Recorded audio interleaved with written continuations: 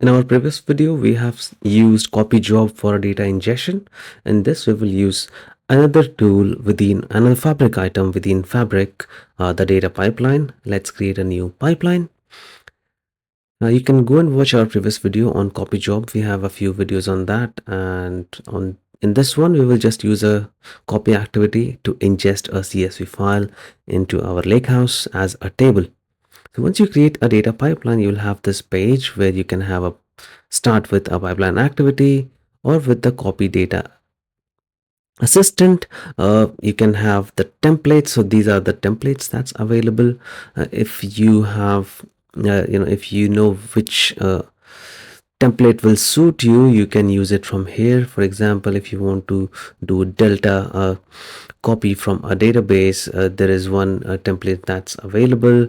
There are multiple templates available, so as per your requirement you can use it.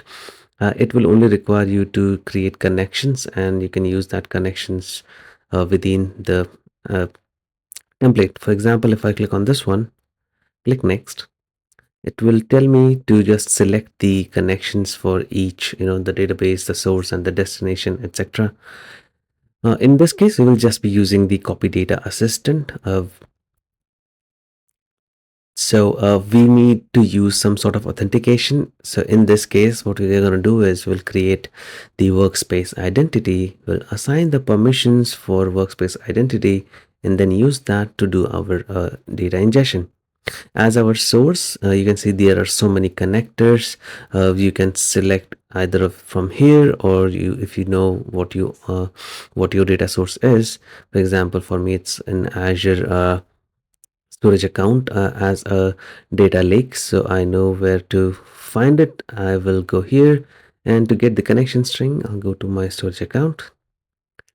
From the endpoints, I will get the DFS endpoint. So let me go to settings, endpoints, and the data lake storage. I'll paste it here. I don't want to use existing connection. I will create new one. So click on this drop down connection. We don't want to use the data gateway in this case because we have our data storage, storage account is available from Azure to be connected. So that's fine. And you'll select workspace identity, but as we know, we have not assigned permissions on the storage account. So first we need to create the workspace identity. So if you go to your workspace in Fabric, go to your workspace settings, and if you go to workspace identity, okay, so the previous attempt failed, so I'll just quickly delete that and create it again. It should not take long.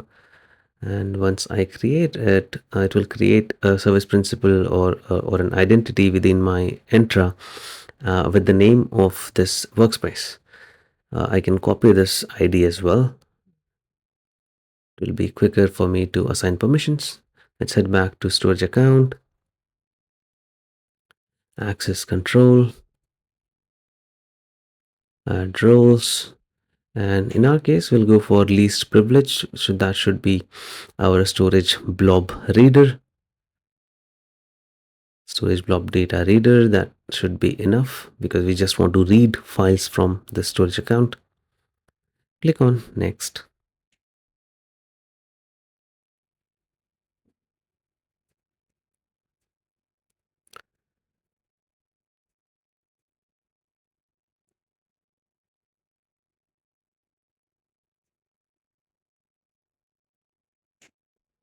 User group and service principal, and here user group and service principal, I will search with the ID that we copied from our Fabric workspace, and you can see it's the name of our workspace, and I will assign that permission to this identity. That's done. Now we can go back to our copy data wizard, use the workspace identity. I'll just uncheck this allow data gateway, click next. Click next.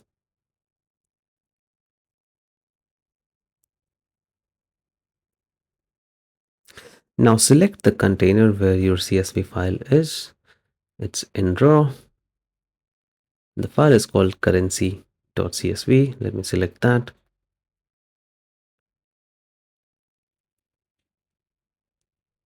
We are not just copying over the CSV file, we'll be dropping it as a table. So first row as header is perfectly fine. Click next.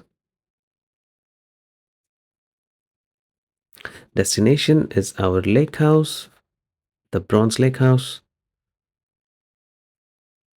You can drop it as table or file. So if you want to drop it as a file, you can select that, and then you can select the location where you want to drop it. So if you click on this browse, it will give you the folders available for that lake house. And if I just click OK, it should get me to the root folder and then raw, and that should be fine. And then give a file name and then just click next. So you can give a file name how you want that file to be dropped as a CSV, and that should be okay. And after that, you just need to click next. But in our case, we will be dropping or ingesting that data as a table. So let's name this currency data version 2, because we have previously ingested as a table currency data using the copy job.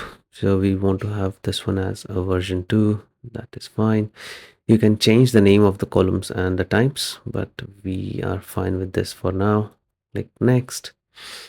This is the summary, the source and the destination, and the options to start this transfer immediately.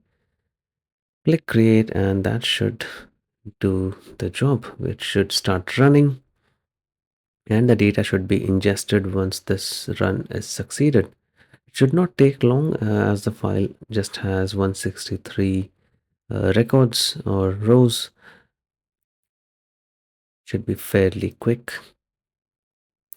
It has succeeded. Let's have a look at the output. I want to see how many rows was read and written. So let me go and select or click on the output, and you can see there was 163 rows or data copied. That looks fine. Let's go to our lake house and we'll quickly have a look at the table.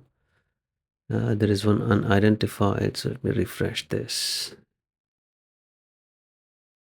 Okay, I can see that table available as currency data version 02. So the data pipeline has done its job. It has ingested the data. This is all, just a demo purpose, one time load.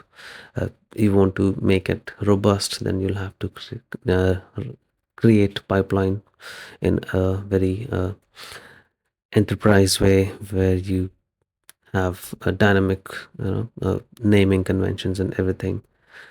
Again, you can go back to your pipeline and schedule the runs from here.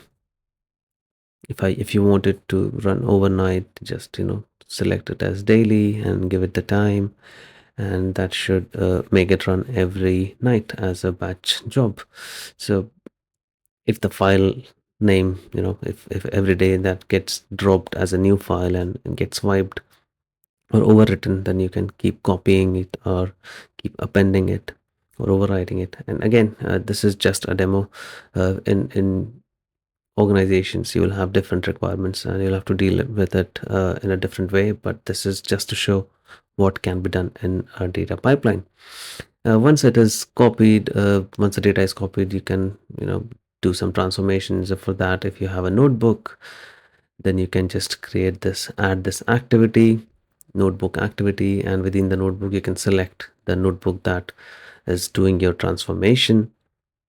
So you can create a complete workflow where you ingest data, then you transform it, and then you can trigger another pipeline from this pipeline. So you can create that kind of orchestration from here itself. So for example, if you want to kick off another pipeline from here, you will invoke pipeline. This is currently in preview, but it works, so there's no problem with using that. And here you will just need to select the pipeline that you want to kick off. It can be in Azure Data Factory, Synapse, or Fabric itself. For us, it's in Fabric. So let me go and select one of the pipelines. And yeah, that's how you will create a flow, or how would I say, and you'll orchestrate your data ingestion, transformation, or if there is another pipeline that kicks off a data set refresh in Power BI, you can do that as well. So that's your data pipeline in Microsoft Fabric. Thanks for watching and keep supporting.